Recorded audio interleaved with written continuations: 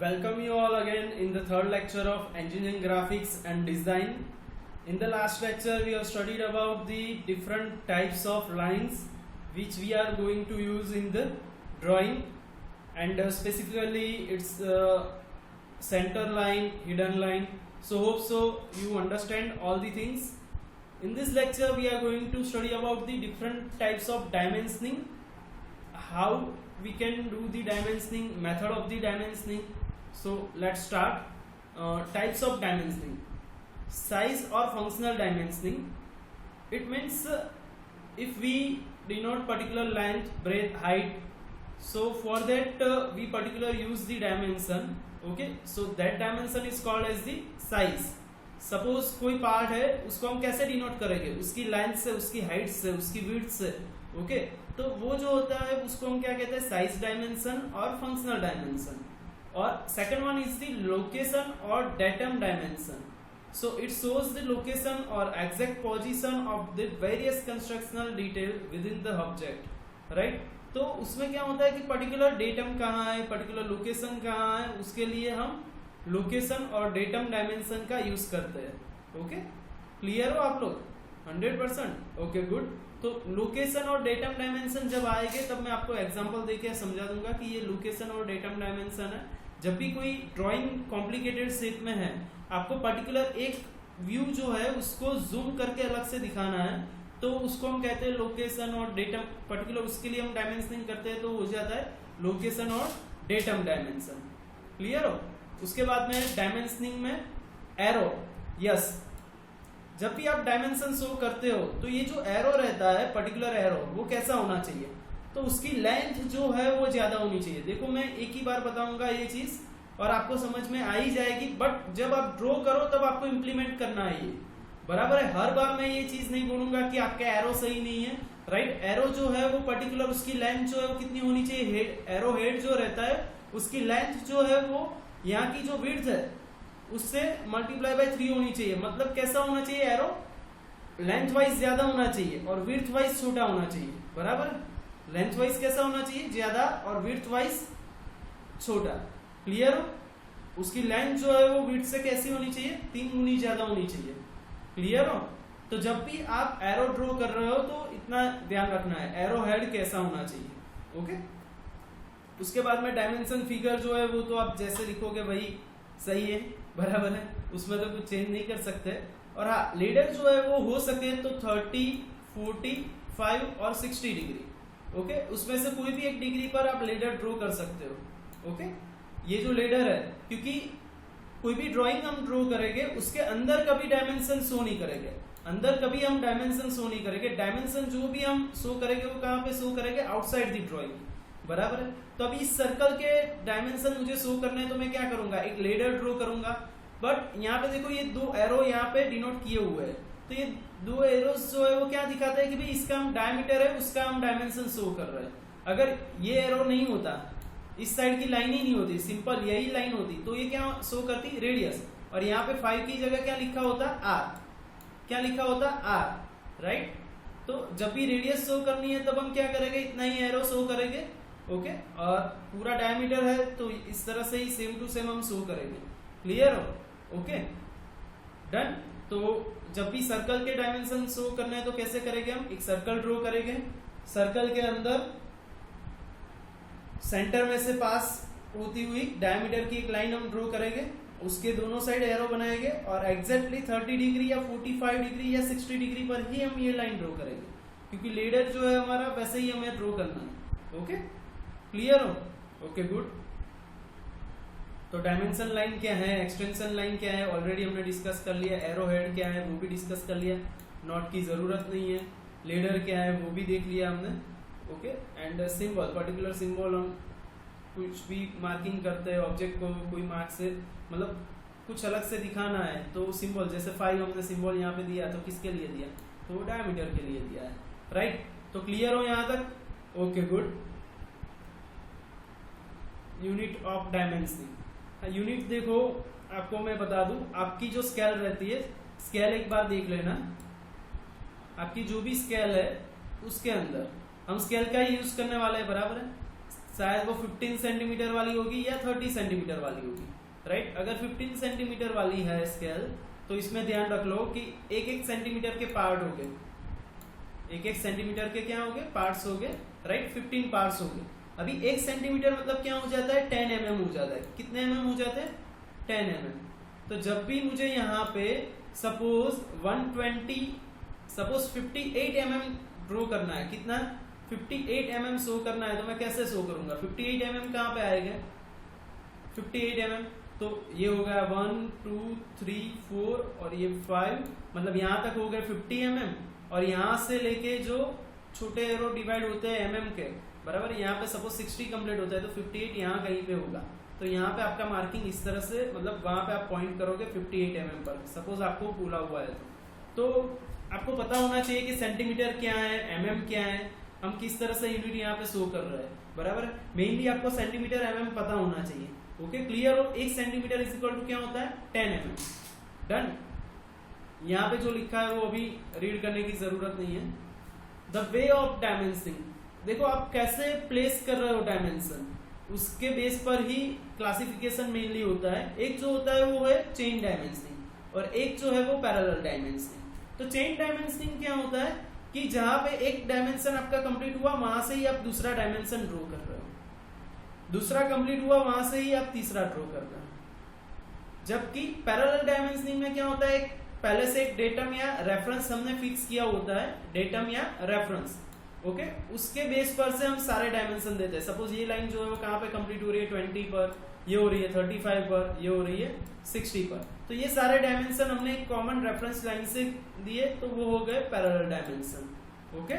और चेन मतलब क्या होता है, एक का कंप्लीट हुआ वहां से ही हमने सेकंड स्टार्ट किया, सेकंड का कंप्लीट हुआ वहां से ही हमने थर्ड स्टार्ट किया, ओके, डन। तो चेन पैरेलल डायमेंशनिंग में कोई प्रॉब्लम है नहीं, है ना, होगा ही नहीं यार, इजी है। कैसे होगा प्रॉब्लम कि भाई चेन में क्या होता है, एक लिंक कंप्लीट हुई, दूसरी लिंक स्टार्ट, दूसरी कंप्लीट हुई, तीसरी स्टार्ट। और पैरेलल में क्या होगा, रेफरेंस सेम रहेगा और डायमेंशन पैरेलल हम देते जाएंगे, डन, ओके, गुड। उसके बाद में कंबाइन एंड प्रोग्रेसिव।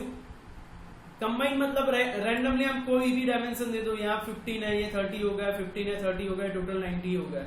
और प्रोग्रेसिव में क्या होगा कि भाई प्रोग्रेशन, कि भाई 0, सपोज ये हमारा 0 है तो यहाँ से 30, ये हो गया 45, बट ये ज्यादातर यूज नहीं होता है, बट आपको पता होना चाहिए कि भाई यहाँ पे मैंने 0 फिक्स किया तो इस साइड में गया तो 15, ये 30, यहाँ सेम, यहाँ पे 30 हुआ, 15 प्लस हुआ तो 45, ये हो गया 60, तो ये हो गया प्रोग्रेसिव डायमेंशन, ओके। तो ये ज्यादातर यूज नहीं होते हैं, बट आपको पता रहना चाहिए कि कंबाइंड डायमेंशन क्या है, प्रोग्रेसिव क्या है। अभी जो है वो नेक्स्ट जो है वो मोस्ट एमपी है, चेन हो गया, पैरेलल हो गया, कंबाइन हो गया, प्रोग्रेसिव हो गया, बराबर है। एक बार ये रीड कर लो, कुछ है नहीं। Dimension are arrange in the straight line, all the dimension show from the common base line, जो हमने रेफरेंस लाइन बनाई थी वो, ओके। उसके बाद में combined dimensioning, chain and parallel dimensioning used simultaneously. यहाँ पे देखो चेन एंड पैरेलल दोनों यूज किए हुए हमने कंबाइन में, ओके। और प्रोग्रेसिव में क्या होगा, one datum or surface is selected as a 0 and all the dimensions are referred to that point on the surface। मतलब किसी एक को हमने 0 फिक्स कर लिया और उसके बेस पर हम सारा डायमेंशन दे रहे हैं, ओके। अभी जो नेक्स्ट है वो इम्पोर्टेंट है। एक जो है वो अलाइन सिस्टम है डायमेंशनिंग की, और एक जो है वो यूनिडायरेक्शनल है। तो ये आपको पहले से दिमाग में बिठा के रखना है, क्योंकि कोई भी क्वेश्चन में आपको डायमेंशनिंग भी पूछ सकते हैं। सपोज ऑर्थोग्राफिक का क्वेश्चन है तो वहां पे आपको ऐसे पूछ सकते हैं कि भाई आप जो डायमेंशन है वो पर्टिकुलर अलाइन सिस्टम से ही शो करोगे, तो आपको पहले पता तो होना चाहिए अलाइन सिस्टम क्या है। तो अलाइन सिस्टम में क्या होता है, डायमेंशन जो है वो बॉटम टू टॉप, कैसे याद रखना मैं बोल रहा हूं, bottom to top and right to left, bottom to top and right to left readable होने चाहिए। मतलब नीचे से आप देखो तो भी रीडेबल होने चाहिए और राइट साइड से देखो तो भी रीडेबल होने चाहिए।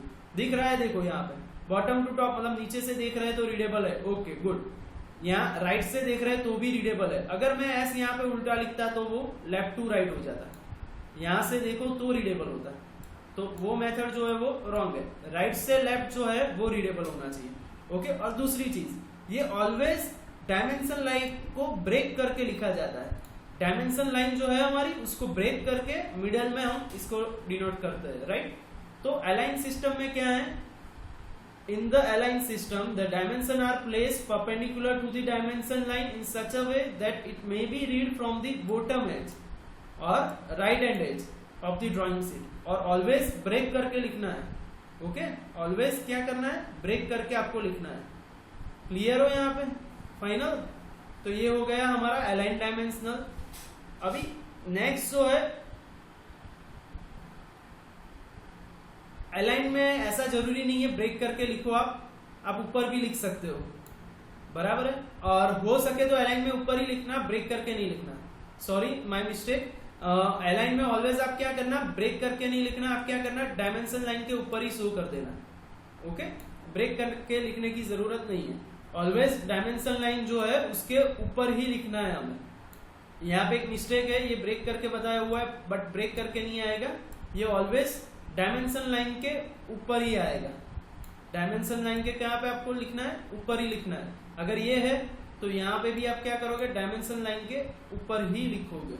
ओके, जबकि यूनिडायरेक्शनल में क्या होता है, यूनिडायरेक्शनल में आपको always dimension bottom to top ही रीडेबल होगे, और वो ऑलवेज ब्रेक करके ही लिखना है। ऑलवेज कैसे लिखना है, ब्रेक करके ही लिखना है। यहाँ पे देख लो, ये भी देख लो, बराबर। ऑलवेज कैसे लिखना है, हमें ब्रेक करके ही लिखना है। ये मत देखना, क्योंकि यहाँ पे क्या है, इतनी साइज ही नहीं है कि आप लिख पाओ ब्रेक करके, इसीलिए नहीं लिखा हुआ है। बाकी सब में देखो ब्रेक करके लिखा है। और ये ऑलवेज कैसा होगा, बॉटम टू टॉप ही रीडेबल होगा, राइट टू लेफ्ट रीडेबल नहीं होगा। ओके, तो यूनिडायरेक्शनल मतलब एक ही डायरेक्शन, एक ही डायरेक्शन मतलब बॉटम टू टॉप, एक ही डायरेक्शन मतलब बॉटम टू टॉप। और अलाइन डायमेंशनल मतलब क्या हुआ, बॉटम टू टॉप और राइट टू लेफ्ट दोनों साइड। अलाइन में क्या होगा, बॉटम टू टॉप और राइट टू लेफ्ट। ओके, दोनों साइड से रीडेबल होगा। लाइन ब्रेक करके अलाइन में हम नहीं लिखेंगे, और यूनिडायरेक्शनल में लाइन ब्रेक करके ही लिखेंगे।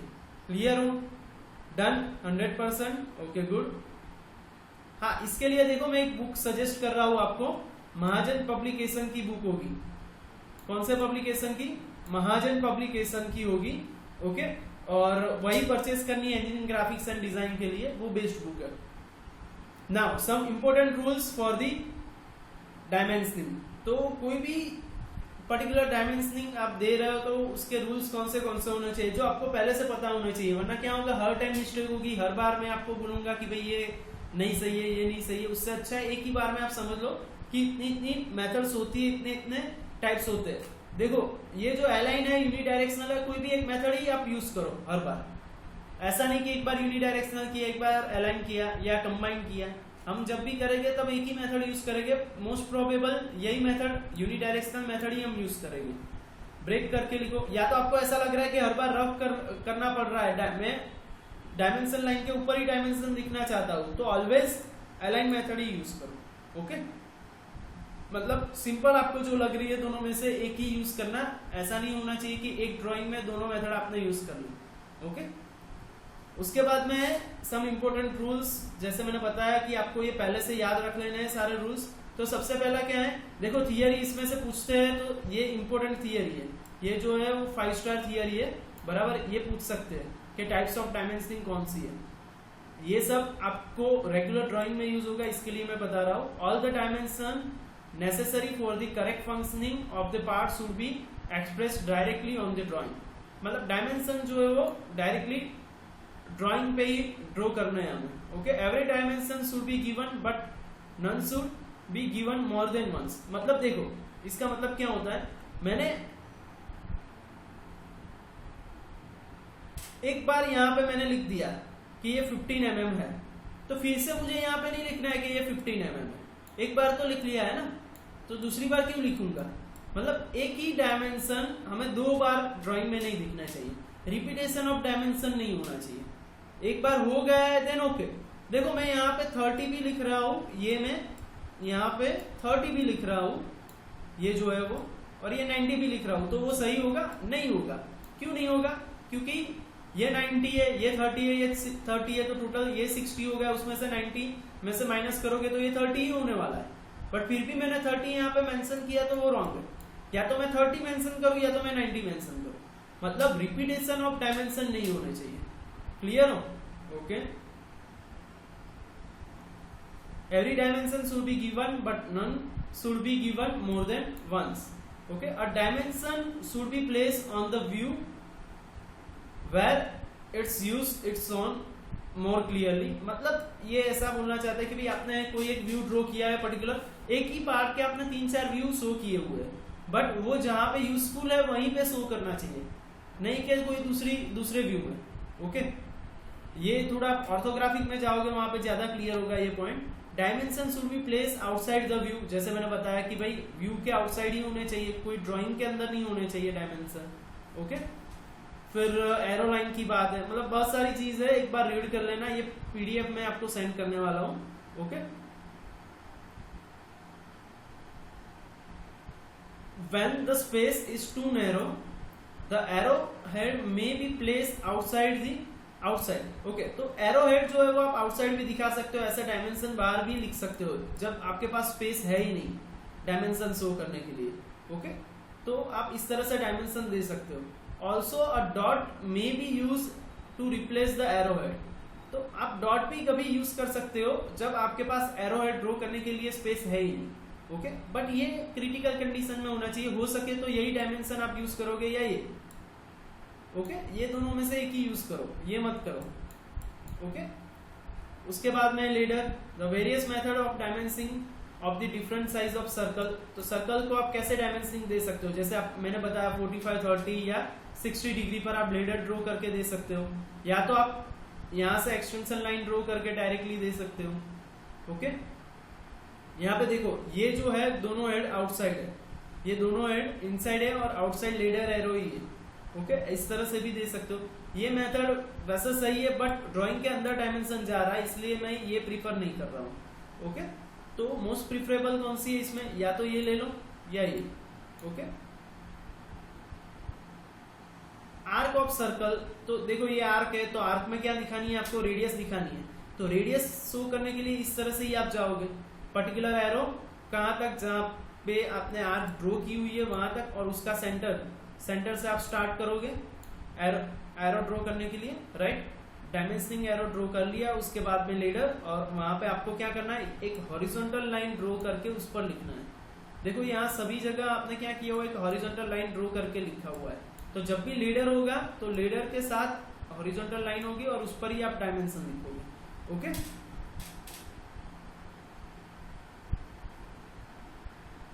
स्फीयर के लिए मतलब सेम है, ये यूजफुल नहीं है, आने वाला नहीं है, बट हाँ ये यूजफुल है कि एंगुलर डायमेंशन आप कैसे शो करोगे.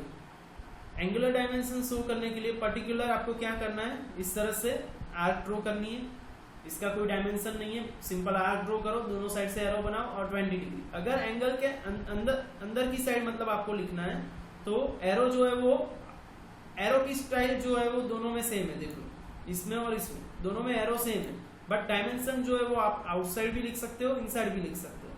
क्लियर हो, जैसे ये 120 डिग्री, यहाँ पे देखो एरो थोड़ा बाहर चला गया है, ऐसा नहीं होना चाहिए, कंप्लीट होना चाहिए, ये थोड़ी मूवमेंट आगे चलेगी. ओके, डन, क्लियर हो.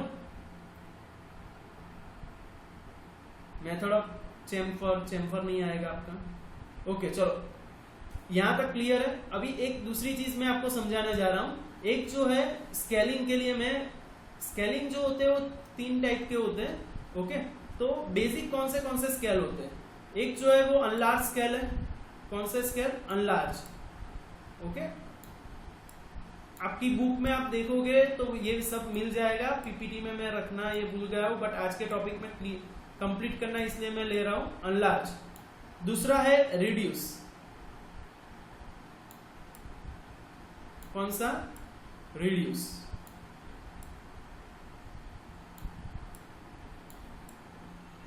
ओके, और तीसरा जो है वो है फुल.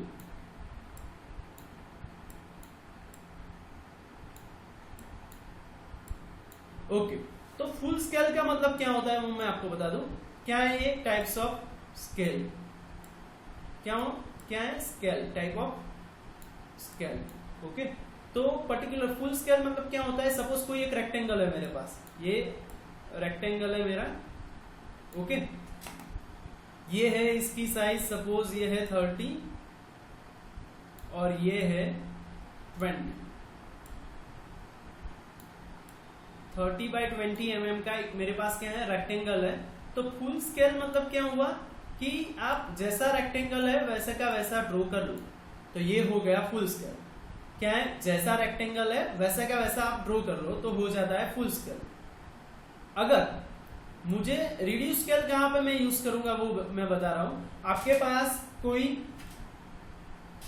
बिल्डिंग ड्राइंग है, कोई बिल्डिंग का आपको ड्राइंग ड्रॉ करना है, तो उसकी हाइट कितनी होगी? सपोज 10 फ्लोर का क्या है, बराबर है, टोटल 10 फ्लोर है, तो उसकी हाइट कितनी होगी? एटलीस्ट 100 फुट से ज्यादा होगी। अगर उसको मुझे पेपर पर रिप्रेजेंट करना है तो मैं कैसे करूंगा? पॉसिबल ही नहीं है ना, पेपर पर 100 फुट हो पाएगा? नहीं हो पाएगा। ओके, तो उसके लिए हमें क्या यूज करना पड़े? रिड्यूस स्केल यूज करना पड़े कि कोई भी बड़ा ड्राइंग हो उसको मुझे क्या करना है, छोटा करके ड्रॉ करना है, तो उसको हम क्या कहते हैं? Reduce scale. तो सपोज उसकी हाइट, सपोज ये जो है उसको मुझे रिड्यूस करना है, रिड्यूस बाय हाफ स्केल। मुझे इसको क्या करना है? हाफ स्केल में रिड्यूस करना है। तो क्या हो जाएगा? ये जो हो जाएगा वो 10 हो जाएगा, और ये जो हो जाएगा वो क्या हो जाएगा? 15 हो जाएगा। तो 10 बाय, ये हो गया हमारा 10, और ये हो गया हमारा 15। तो ये जो स्केल हुआ वो क्या हुआ? हाफ स्केल हुआ। तो हाफ स्केल हम कैसे डिनोट करते हैं? 1/2। क्या होता है? हाफ स्केल हो गया है 1/2। तो हमने क्या किया? स्केल में रिडक्शन किया। तो जब भी आप कोई ड्राइंग जो है वो मीटर में दिया हुआ है, सपोज कोई डायमेंशन जो है आपको डायमीटर मीटर में दिए हुए हैं, तो आप क्या करोगे? वहां पे आपको ऐसे लिखना पड़ेगा कि भाई मैं स्केल यूज कर रहा हूं 1 metre is equal to 1 mm या 10 mm, जो भी आपको सही लग रहा है। आप वहां पे क्या यूज करने वाले हो? स्केल यूज करने वाले हो। वैसे ही ये स्केल है कि हमने यहाँ पे क्या किया? स्केल में रिडक्शन किया। इसमें भी हमने स्केल में क्या किया? रिडक्शन किया कि भाई मीटर है उसको हम किस में ले जा रहे हैं? mm में ले जा रहे हैं। तो स्केल में क्या हो रहा है? रिडक्शन हो रहा है। क्लियर हो? वैसे ही अनलार्ज स्केल है, जैसे वॉच, हमारी वॉच है, हैंड वॉच जो है, राइट, वो पर्टिकुलर उसमें क्या होता है कि जो अंदर के पर्टिकुलर पार्ट्स है वो बहुत ही स्मॉल साइज के रहते हैं। तो उसको अगर मुझे यहाँ पे ड्रॉ करना है तो ऐसा स्मॉल ड्रॉइंग मैंने बना दिया तो किसी को दिखेगा भी नहीं। तो उसके लिए मुझे क्या करना पड़े? स्केल को बढ़ाना पड़े। जो है ओरिजिनल जो स्केल है उससे मुझे क्या करना पड़े? इंक्रीज करना पड़े, इंक्रीज करके ड्रॉ करना पड़े। तो जब भी कोई ऐसा स्केल मैं इंक्रीज करके ड्रॉ कर रहा हूं तो वो हो जाता है अनलार्ज स्केल। तो अनलार्ज स्केल मैंने यहाँ पे देखो यही है, बट मैंने यहाँ पे ये 60 mm और ये जो है वो 40 mm का ड्रॉ किया। ओके, तो ये कितना हुआ? मैंने स्केल कितना कर लिया? डबल कर लिया, 2/1। ओके, तो ये हो गया अनलार्ज स्केल। तो रिड्यूस स्केल क्या होता है, अनलार्ज स्केल क्या होता है, पहले से एक बार रिवाइज करते हैं। फुल स्केल मतलब क्या होता है? जैसा है वैसे का वैसा ड्रॉ कर लो। रिड्यूस मतलब आपको क्या करना है? कम करना है। कम कितना भी कर सकते हो। यहाँ पे मैंने एग्जांपल दिया 1/2 का, आप 1/10 भी कर सकते हो, 1/100 भी कर सकते हो। वो डिपेंडेंसी है कैसा डायमेंशन आपको गिवन है और कितना आपको रिड्यूस करना है। वैसे ही अनलार्ज मतलब क्या है? आपको स्केल इंक्रीज करना है। इंक्रीज करना मतलब जो है उसको आपको क्या करना है? इंक्रीज करना है। जो है उससे ज्यादा करना है, इंक्रीज करना है। तो उसके लिए आपको क्या करना पड़ेगा? वहां पे 2/1 ले सकते हो, 5/1 ले सकते हो। ओके, क्लियर हो? बट स्केल जब भी आप यूज कर रहे हो तब ड्राइंग के नीचे आपको स्केल मेंशन करना रहता है। स्केल करके आपको लिखना पड़ेगा कि कितने जेम कितना आपने स्केल यूज किया हुआ है। ओके, तो ये हर एक ड्राइंग में जहां पे आप स्केल यूज कर रहे हो वहां पे आपको यूज करना ही पड़ेगा। ओके, वहां पे आपको ये कंपलसरी लिखना ही पड़ेगा कि आपने स्केल यूज किया है, वरना पता ही नहीं चलेगा, ऐसा लगेगा आपने गलती से ड्रॉ कर लिया। ओके, तो जब भी आप स्केल यूज कर रहे हो तो वहां पे आपको लिखना पड़ेगा। दूसरी चीज कि सपोज मेरा आर्क जो है वो इस तरह से, ये 40 mm का मैंने एक आर्क ड्रॉ किया, 40 mm रेडियस का मैंने एक आर्क ड्रॉ किया हुआ है और उसका एंगल जो है वो सपोज 30 डिग्री है। कितना है? 30 डिग्री। ओके, तो जब ये मेरा फुल स्केल है, कौन सा स्केल है? फुल स्केल, मतलब ओरिजिनल स्केल है मेरा। ये क्या है? 40 mm की रेडियस है और एंगल जो है, ये ड्राइंग का जो एंगल है यहाँ पे मैंने ड्रॉ किया हुआ है उसका 30 डिग्री। सपोज मैं इसको रिड्यूस कर रहा हूं 1/2 से, तो रेडियस मेरी हो जाएगी 20 की। रेडियस मेरी हो जाएगी 20 की। रेडियस कितनी हो जाएगी? 20 की। बट जो एंगल रहेगा वो वैसा का वैसा रहेगा। एंगल जो रहेगा मेरा वो कितना रहेगा, 30 डिग्री ही रहेगा। तो एंगल में कभी स्केल जो है वो रिड्यूस नहीं होता है, एनलार्ज नहीं होता है। बाकी सारे डायमेंशन जो है वो रिड्यूस हो जाते हैं, एनलार्ज हो जाते हैं, बट जो हमारा एंगल होता है वो वैसे का वैसा ही रहता है। तो शायद एमसीक्यू आपको पूछ ले कि सपोज कोई एक डायमेंशन है, उसकी लेंथ जो है वो 50 mm बाई 50 mm है और उसका एंगल जो है वो 30 डिग्री है। सपोज मैं उसको रिड्यूस कर रहा हूँ 1/2 से, तो उसके डायमेंशन क्या हो गए, तो 50 mm बाई 50 mm का रिड्यूस स्केल 1/2 से क्या हो जाएगा, 25 mm बाई 25 mm, बराबर है। बट उसका जो एंगल है वो वैसा का वैसा, सपोज 30 डिग्री है तो वैसा का वैसा ही रहेगा। तो आपको ऑप्शन देखना है, वहां पे 15 डिग्री का भी ऑप्शन होगा। अगर आपने 15 डिग्री सिलेक्ट कर लिया तो रॉन्ग। ओके, तो क्लियर हो यहाँ पे फुल स्केल क्या है, रिड्यूस स्केल क्या है, लार्ज स्केल क्या है, 100% done. Okay, thank you very much to attend the lecture. और हाँ देखो, ये हमारा थियरी सेशन जो था फर्स्ट चैप्टर के लिए वो कंप्लीट हो रहा है। उसका जो स्केलिंग पोर्शन है एक अलग से है, स्केलिंग पोर्शन। ओके, वो हम बाद में डिस्कस करेंगे। हम नेक्स्ट चैप्टर जो है इंजीनियरिंग कर्व, वो नेक्स्ट लेक्चर से स्टार्ट करने वाले हैं और वो बहुत ही इंटरेस्टिंग चैप्टर है। और आपको हर एक लेक्चर में एक ड्राइंग ड्रॉ करना है, हर एक लेक्चर में एक ड्राइंग ड्रॉ करना ही करना है। तो मैं क्या करूंगा, यहाँ से एक जो है वो पर्टिकुलर कंप्यूटराइज मेरे पास वीडियो होगा, मैं आपको जो रिकॉर्ड करके भेजूंगा वो कंप्यूटराइज होगा। और दूसरा एक रेफरेंस वीडियो भी शायद सेंड करूंगा, अगर समझ में नहीं आ रहा है तो कि आपको कैसे ड्रॉ करना है, तो मैं एक रेफरेंस वीडियो सेंड करूंगा। वो किसी ने ड्रॉ किया हुआ होगा बट वो रेफरेंस नहीं लिंक है। तो अगर जो कुछ भी मैं यहाँ पे क्लियर करवा रहा हूँ उसमें क्लियर नहीं हो रहा है, डाउट है, तो आप मुझे डायरेक्टली कॉल या मैसेज करके पूछ सकते हो, बराबर है। और हाँ, क्लासरूम में मैं जो भी असाइनमेंट अपडेट करूंगा वो उसको आपको 100% फुलफिल करना है, डन। अगर रेगुलर आप नहीं करोगे क्लासरूम में असाइनमेंट सबमिट, तो क्या होगा, वर्क जो है वो इंक्रीज होता ही जाएगा, इंक्रीज होता ही जाएगा। एक साथ जब करने को आएगा तो कुछ नहीं आने वाला है उस time.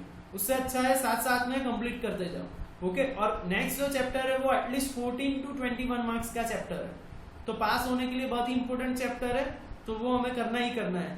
Okay, done. Hope so आपको ये लेक्चर भी अच्छा लगा होगा। Thank you very much.